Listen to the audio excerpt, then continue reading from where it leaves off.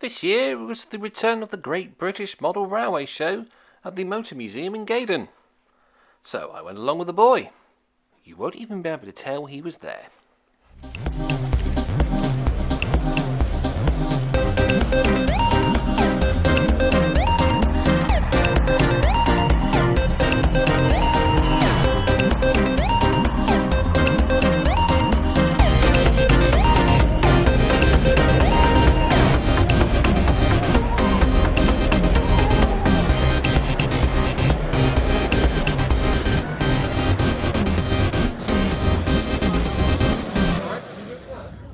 We start the show by visiting Hornby's TT Club demonstration layout, which obviously demonstrates TT gauge.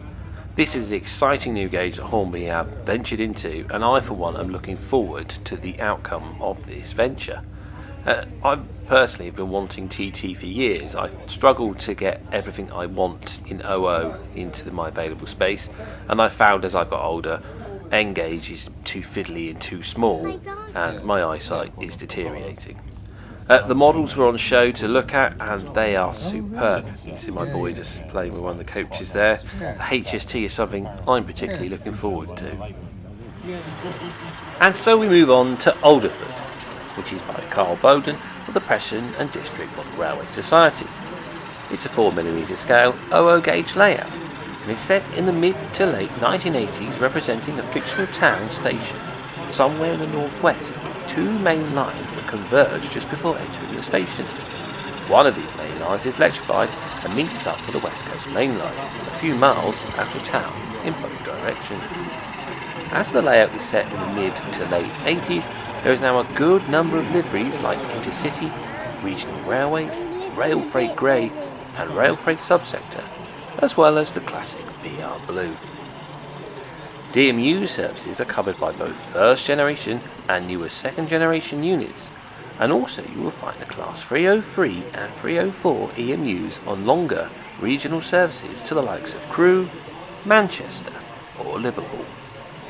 Alderford also sees an extensive variety of freight pass through the station, from short trip workings to longer train road workings. It is DCC controlled layout that gives a great deal of flexibility, with train movements as constant light and sound.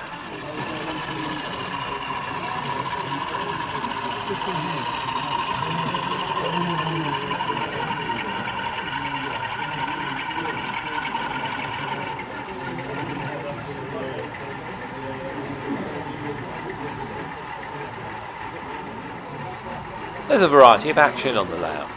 Here we managed to catch a stopping service in the hands of a Class 101 in BR Blue as it departs the station.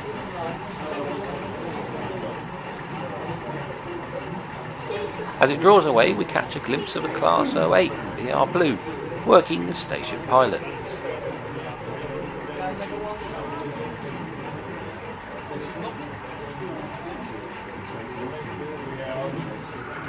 In the opposite direction, a Class 31 in large logo Rail Freight Grey passes by with some polybulbs and grain flow wagons.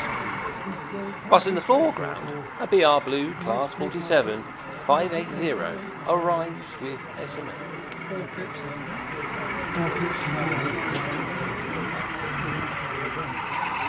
The unique Regional Railways livery Class 47 47475 now departs the station with a full coach working. I have seen Alderford before, and I'm pretty certain it used to be an end-to-end terminus layout, so to see it as a tail chaser is quite interesting. It definitely gives the freight a little more reason to be there.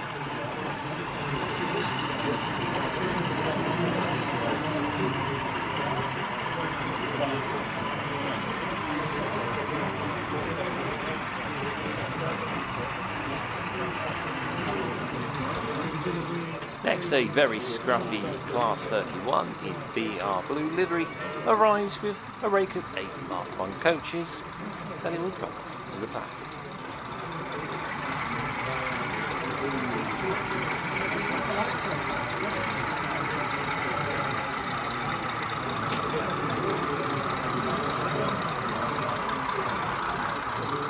As the 31 arrives on the other road, the Class 47, at the head of the cement train, now departs. Thank you, Daddy, why did the stand went up in the station? Well, it could have been driver relief. What controllers are you using? Lens. You've got some radios, some cable ones. You've got some old ones and some new ones. What controls your signals? Your automatic signals? You've got a... And as we ventured down to the other end of the layout, we catch a glimpse of a Class 90 on a china clay working of various wagon types heading towards the station.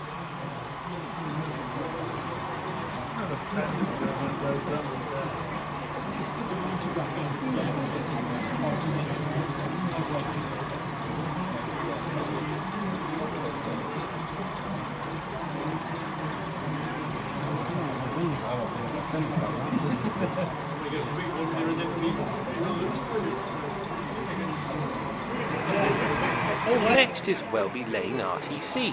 by Mark Pearson, the 4mm scale 00 gauge. During the early 1970s, it was recognised at the Derby R.T.C. that they required more extensive testing facilities with the oncoming projects of the HSTT and APTE. Therefore, a former disused quarry line on the old Derby Spur near Melton Mowbray was identified to provide additional storage and test facilities, along with a small maintenance area. Although this area still survives, it is now a business park and has lost its rail connection. Welby Lane can be seen here on a busy testing day, with many of the department's strange and odd-looking vehicles being used on the various test trains. Many items are adapted, ready to run, kit or scratch built. All locomotives are sound-fitted and detailed. KD couplings are used throughout the fleet. Many of the buildings and structures on the layout are representations of actual ones on both the Mickover and Old Derby test tracks, and also at Derby R.T.C.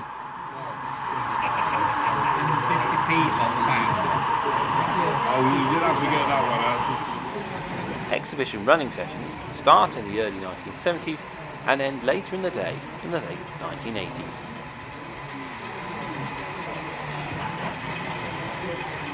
Right, you can bring 24 out there. It's all yours. I'm going for a lie down.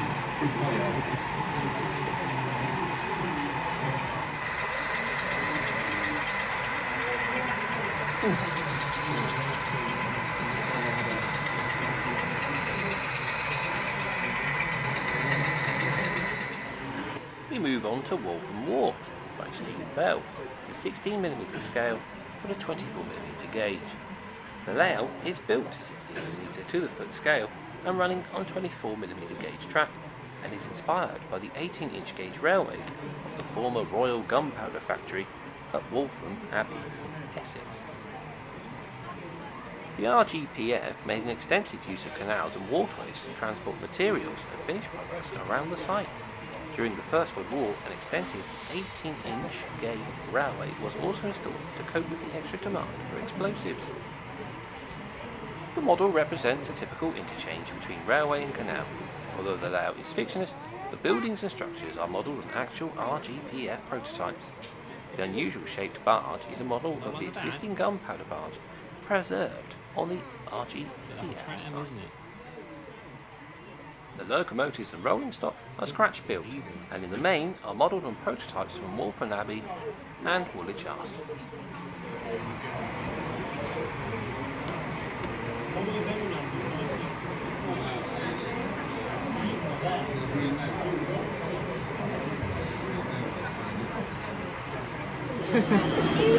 Next we go to the island of Sodor and Cregwir by Kenny Felstein, which is modelled in 4mm scale 00 gauge. Cregwir is a small terminus located to the north of the island of Sodor, part of the extensive North Western Railway system. The branch to Cregwir is an extension to the Harwich branch and the Little Western route, ultimately reaching Tidmouth. The layout is a semi-serious take on a childhood favourite. Thomas was a major part of the owner's life as a kid and helped to influence their interest in railway hobby as a whole. Here we see Edward shunting some milk tankers as Oliver rests outside the shed with Scarloey on a flatbed. There's many other characters to spot for the eagle-eyed child. Next is undoubtedly the noisiest layout of the exhibition, which is Walesby, by the G Gauge Society of the East Midlands Area Group. Unlike most exhibition layouts, Walesby does not represent a specific location or era.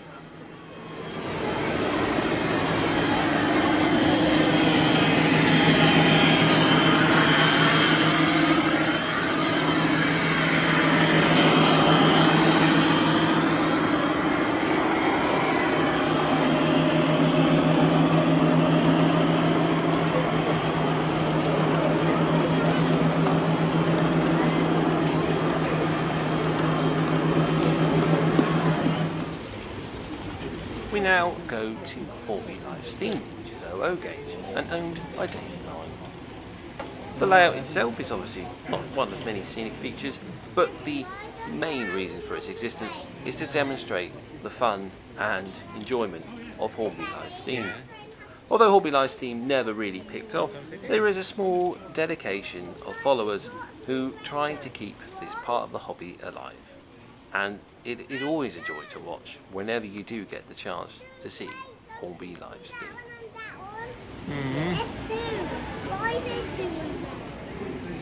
We move on to some O gauge now with Burlish Road by the Bewdley MPD O gauge models. Burlish Road is a fictional twist on a real location. Situated between Stourport and Bewdley on the Severn Valley line, a much more developed station to serve the area of Burlish includes ample goods and passenger facilities, as well as an industrial branch line to add operational interest. Owned, operated and substantially rebuilt over the last few years by a small group of Bewdley-based Severn Valley Railway footplate crew, the layout represents the BR Western operated heyday of the line in the 1950s and early 60s, with a good cross-selection of locally based locos and prototypically formed trains, along with some items of motive power and stock seen at the modern-day Severn Valley Railway. Traffic is perhaps a little busier than it would have been to keep things moving. I need to point out there's a lot of trains entering the scenic section, a lot of area laps. This is not acceptable.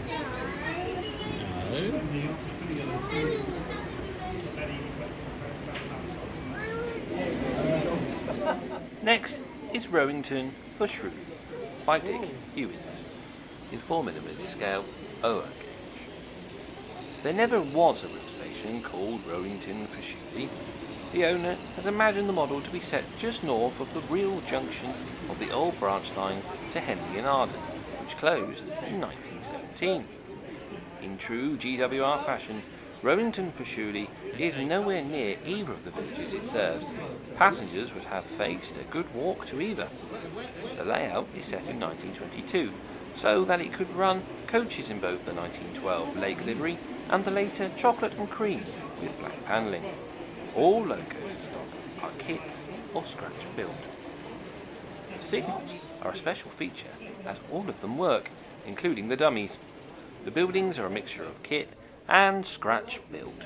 The station master's house is a model of the one at Henley on Thames, and the goods shed is modelled on the one that was at Chipping Campden, both scratch built. The station buildings were polar kits, now Gauge Master, while the footbridge and signal box are heavily modified Hornby kits. The track work is SMP where visible and Pico Code 75 in the fiddle yard. The wide track spacing throughout the platforms is correct for a Borellian station, as it was built for broad gauge. We move along to Law Junction by the East Newark Model Railway Club, 2mm scale 8 gauge. Law Junction is a model of the real location on the West Coast main line between Carstairs and Motherwell, where freight trains for Moss End Yard and local passenger trains via Wishford diverge from the main line. The layout includes the freight terminal next to the junction and is set in the approximate period 2003 to 2006. Most of the layout is built accurately to scale, although some compression of length has been required in the junction area.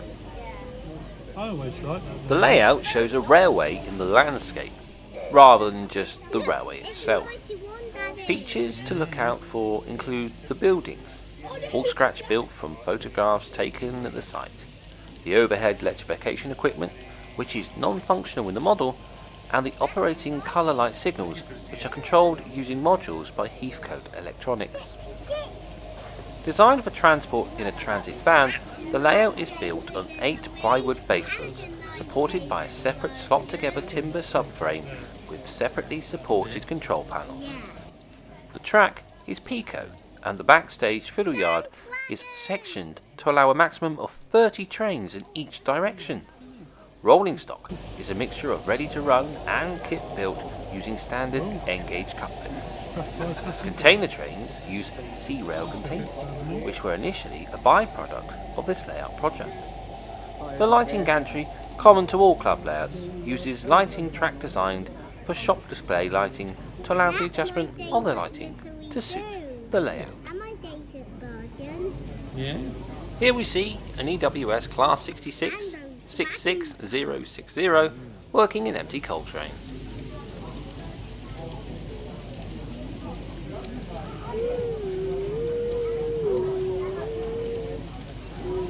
You like the 66s, do you? Yeah. Why do they load down? Shortly afterwards, in the opposite direction, we see Class 60 60059 Swindon Dalesman in load hall livery, working a metals train.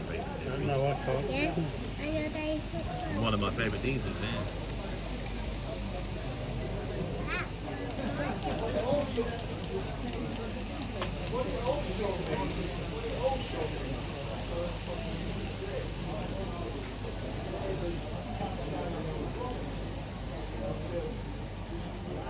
Let's see how you can.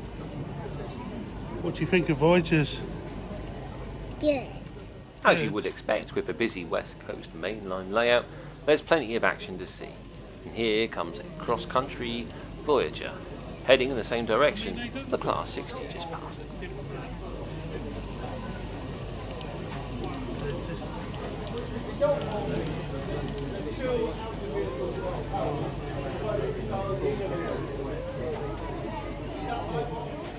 I took the opportunity of the view from around the back of the layout to just get a different perspective of what it looked like. I've got to say, I quite like this shot. The layout in the landscape really does work here.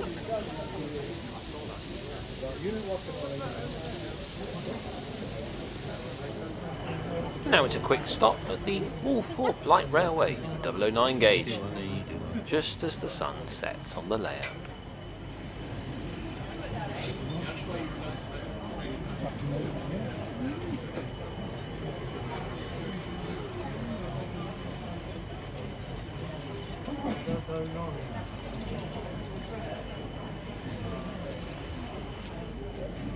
And so we move on to Broome Junction, which is by Charles Stevens and the Shrewley Modellers.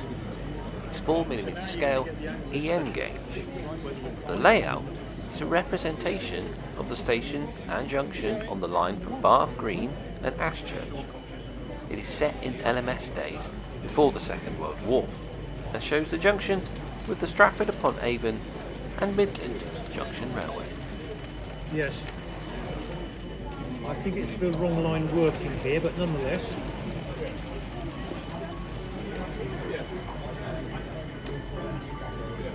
I think so, yes. What happened to move 16? I think it was forgotten about somewhere.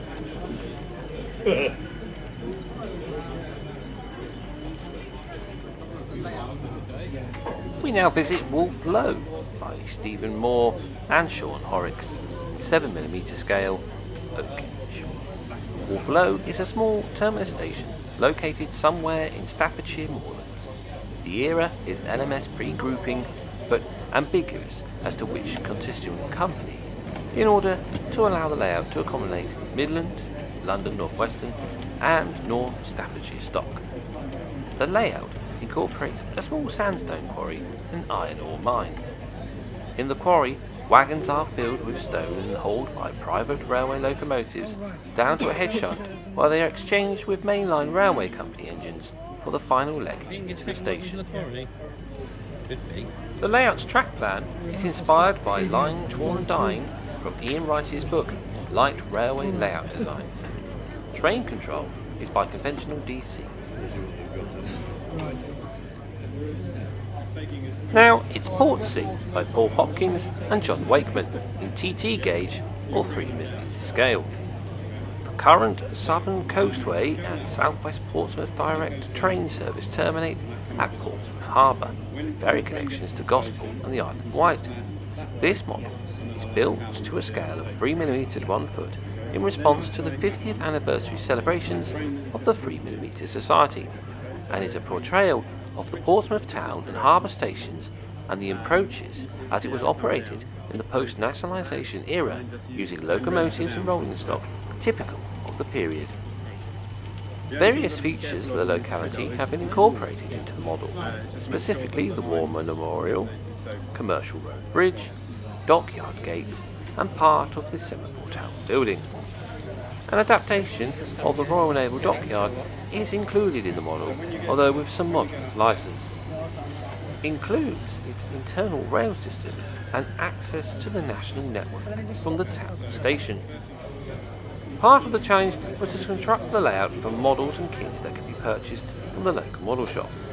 The track is from the Pico HOM range, a little coarse for 3mm, 1:100 scale, but matches the original 12mm gauge developed by Triac. Buildings are all made from adapted kits from continental manufacturers, and the terminus station complex is scratch built from plastic card, although the station building and footbridge have been adapted from Triac models. We make our way to Clarendon and Scrubbs Lane, which is by the Leamington and Warwick Model Railway Club in P4 4mm scale. In the early years of the 20th century, Addison Road in West London was served by 4 railway companies: the London North Western Railway, the Great Western Railway, the London Brighton South Coast Railway and the London South Western Railway. All 4 ran trains to the station to allow passengers to cross London from north to south or vice versa, with but one change of train. However, it was a large station, so it has been imagined that the LNWR built a spur to a compact terminal station.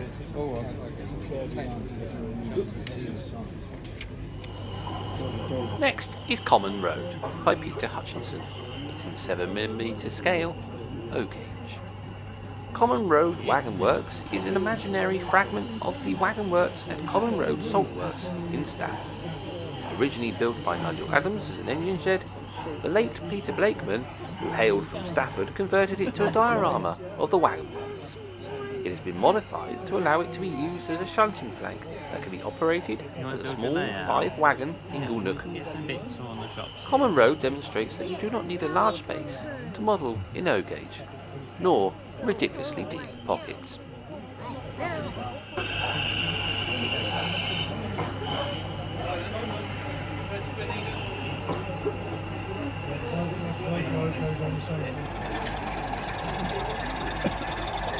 And now we come to Farbine Road by Neil Woodbine in 4mm scale OO gauge. This is the third time I've seen this layout, and it really is an enjoyable little layout to look at. Farbine Road is a fictional wagon repair depot based loosely in the West Midlands area. The layout portrays operations of a small repair depot and terminus station from the BR Blue era of the mid-1970s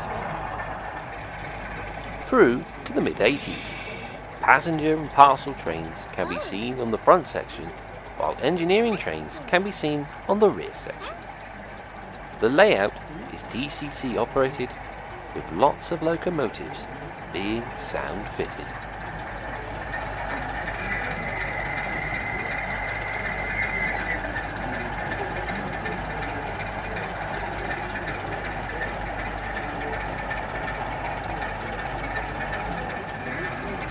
As the Class 25 in the background shunts and mermaid wagons, a Class 101 DMU arrives at the front platform.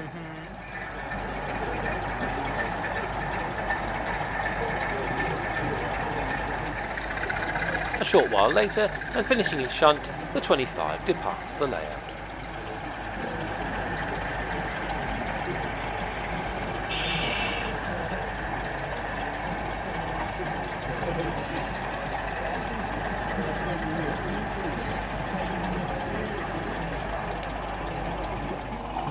The final shot shows 37,312 departing the back road as the Class 101 starts a new journey.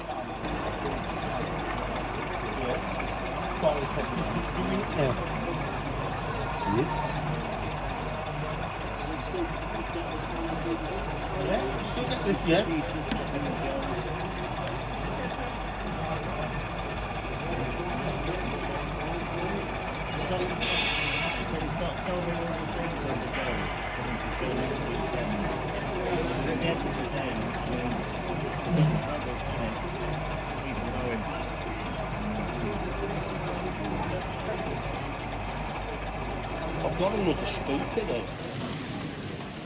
Now we move across the pond to America with $8 Canyon in HO scale by the Colston and Sutton Model Railway Club.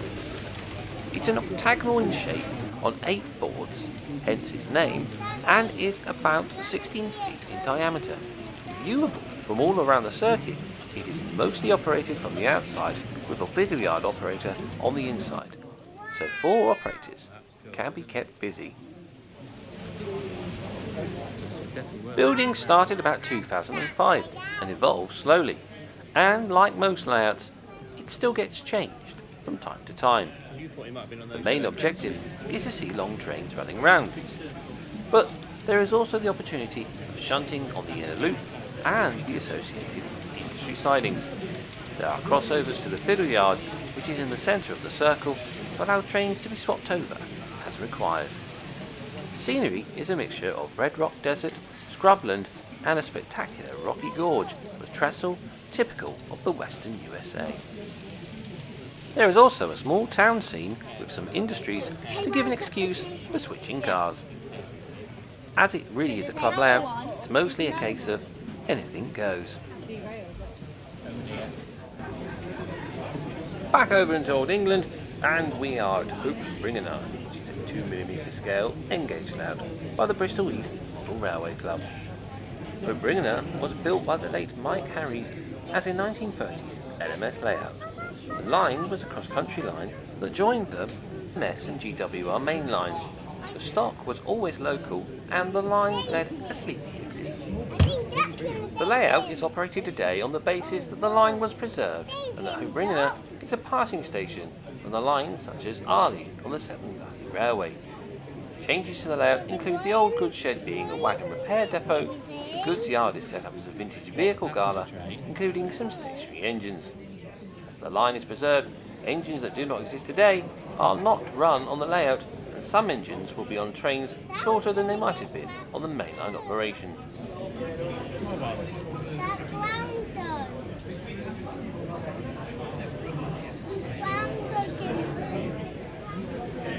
Next is Devonport Road by John Anderson and the Cleveland and Portishead Armchair Modellers. 4mm scale, lower gauge. Devonport Road is the suburbs of Plymouth, a place where perhaps the Southern and Great Western once met with the lines to the Royal Dockyard. The layout shows such a station in the 1990s, when the Great Western station is now used for parcels and the Southern line is just a branch to Gunnersley. The once substantial goods yard is now used for departmental trains. Passenger traffic is in the hands of DMUs, but there is still substantial freight, much of it for the Navy or to the oil terminals at Catterwater, and the clay works to the north of the city.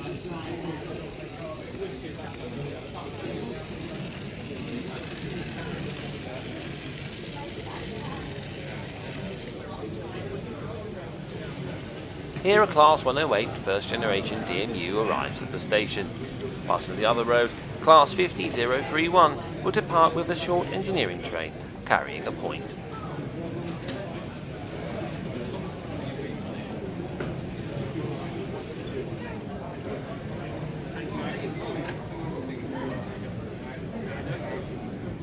Got you lost.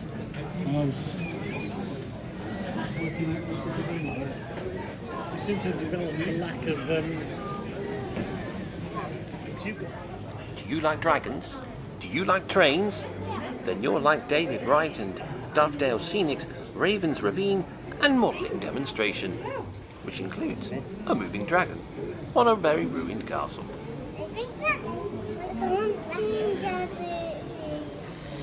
we go to the Isle of Man with Man in Middle by Peter Cullen in 00N3 gauge. Man in Middle assumes that the Isle of Man Railway had extended the Foxdale branch to form a triangular junction at Ballasalla with the southern line from Douglas to Port Erin. This route was surveyed but never built. The railway is portrayed either in the summer of 1964 or 1967, when holiday habits were changing and short passenger trains with few passengers were now the order of the day.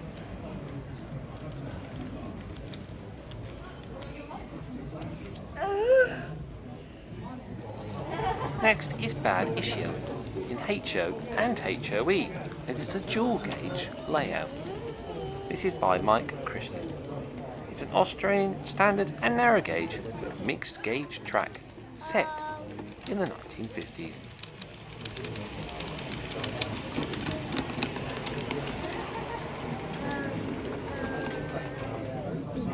We move to Waterhulme by Ian Drummond, 009 gauge. The Ashbourne and Bakewell Railways was one of England's least known narrow gauge lines, and although a preservation society saved it, now nothing of the line remains. Waterhulme was one of the main stations on the line, forming an interchange with the BR branch line, which ran to the main Buxton to Ashbourne line. The year modelled is 1967, the last year of the line's operation, and is based on the railway's Steam Gala weekend. Most of the line's rolling stock is in use, and the BBC are making a live broadcast outside from the line.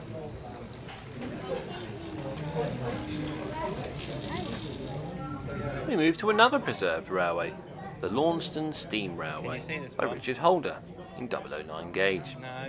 The full-size Launceston Steam Railway in Cornwall is a delightful 2-foot gauge line, built, owned and operated by Nigel and Kay Bowman. Nigel and Kay have been extremely helpful, allowing Richard generous access to the station site to take measurements and photos in preparation for the building of the layout and rolling stock. At Launceston, until recently, there were 4 Quarry Huntsant locos. Track work is by Pico, and seat point motors were originally used throughout. However, most of the point motors have now been upgraded, and Cobalt IP motors are now used. Greenwich couplings have been added to all the stock, and automatic uncoupling has been achieved by using electromagnets mounted below the baseboards. The buildings have all been scratch built using card, foam board, plastic and Predux sheets. A wide variety of ground cover and foliage has been used to create the scene, including items from Green Screen, Woodland Scenics, Knock and Pollack.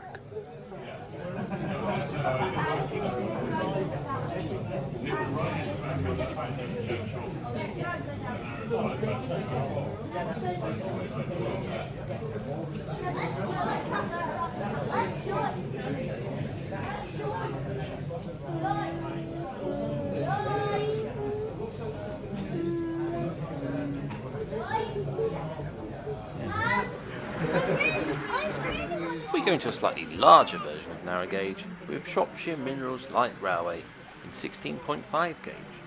This is by Dave Marriott and John Brooks, with the West Midlands area group of the 7mm Narrow Gauge Association.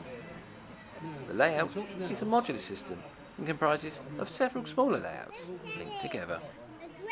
The Shropshire Minerals Light Railway is a privately owned narrow gauge railway that serves a number of local Shropshire towns and provides a much needed connection with both the standard gauge railway network and the Shropshire Union Canal.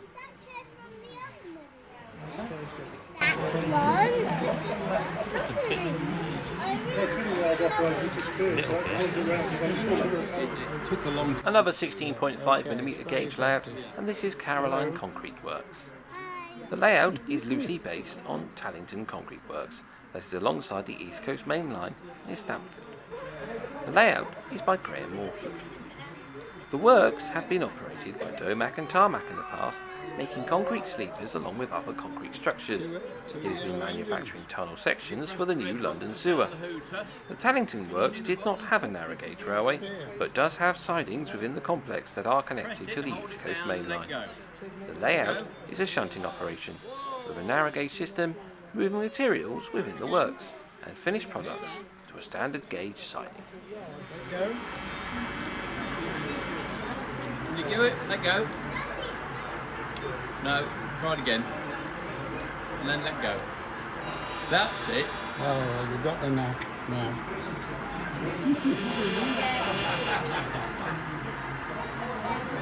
There's a clue. Somebody wrote A and B on there for you.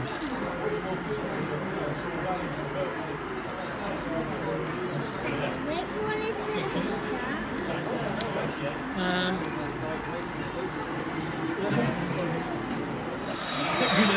We now arrive at Beckton by Stephen Beck, which is an N gauge. Beckton is a fictional location on the West Coast Main Line, somewhere between Penrith and the Scottish border, during the period of 1990 to 1994. The layout is fully DCC controlled and has authentic fully operated signalling system. You can see a wide variety of stock and locomotives typical of the period, many featuring sound.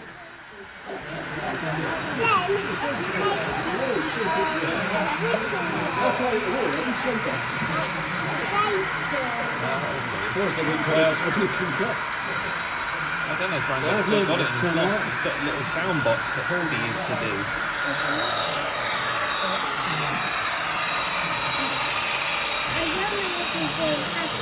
No, I don't know if we still have it.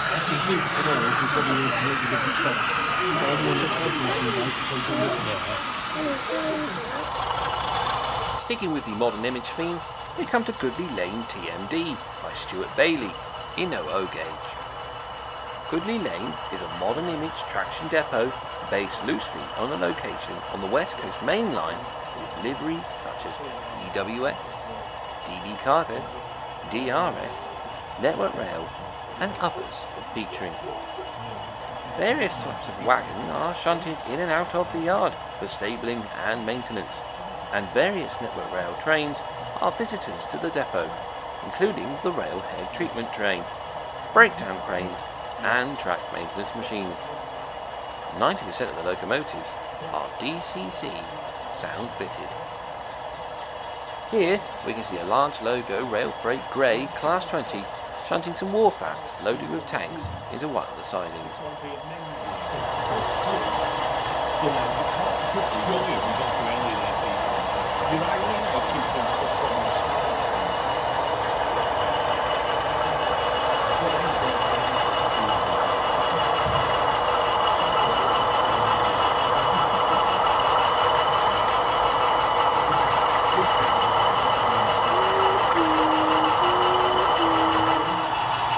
Once the 20 has completed its move, a Class 08 pushes 4 tank wagons into the fueling siding. The layout is very compact but has an awful lot going on for its size and was most enjoyable to watch.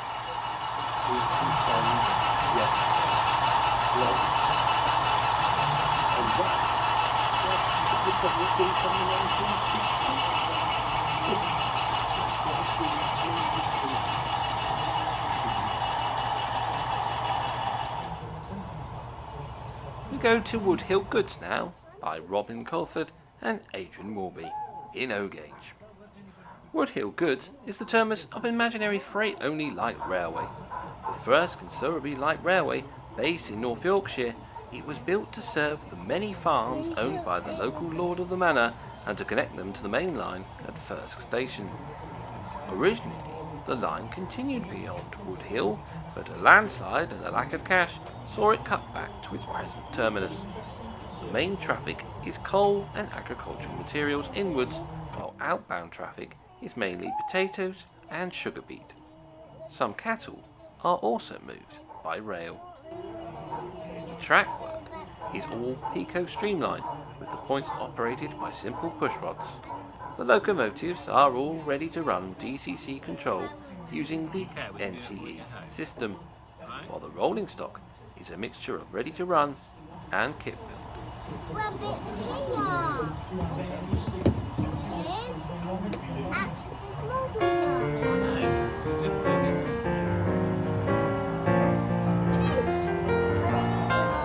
Deaths. Yeah. I don't know how many deaths there has still. Yeah.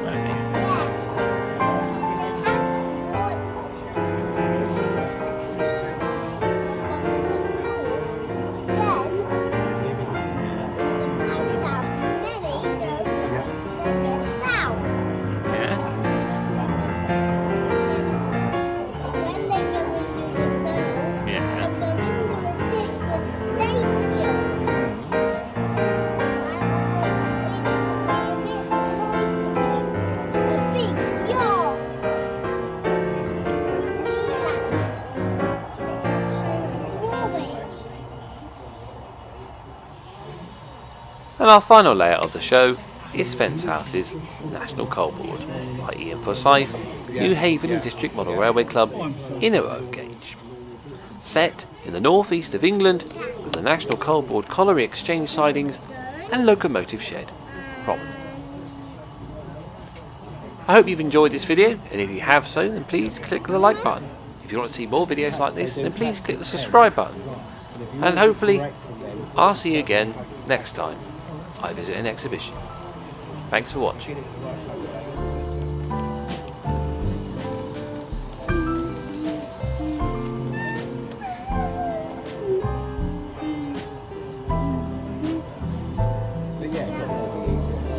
Yeah, we can.